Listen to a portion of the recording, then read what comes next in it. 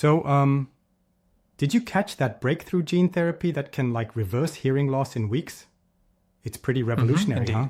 Absolutely, I'm blown away. A single jab is reported to improve hearing significantly. Right. It's like they used a healthy copy of the OTOF gene that's delivered right into the inner ear via a synthetic, harmless adeno-associated virus. They essentially replaced the missing protein, otoferlin, which is vital for transmitting sound signals.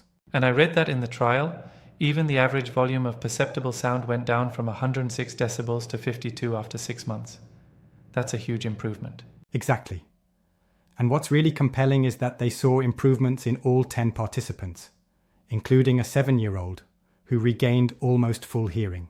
That's phenomenal. It seems the therapy is especially effective in younger patients, particularly those between 5 and 8 years old. So, let me get this straight. While children responded really well, it looks like they're also testing it in teenagers and adults as well? Right, precisely. Although children had the best outcomes, they did extend the trial to older patients.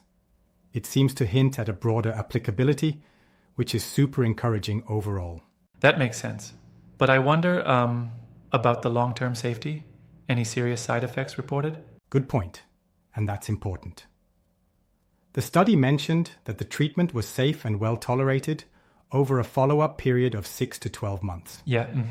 The only notable reaction was a drop in neutrophils, but nothing severe. I see, though I'm still a bit cautious, While the current data appears solid, long-term effects are something to keep an eye on. Fair enough, and it's definitely worth being cautious about.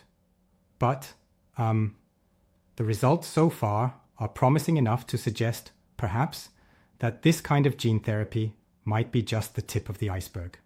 Right. Exactly, because, wait, isn't there mention of other genes being targeted next? Yes, exactly.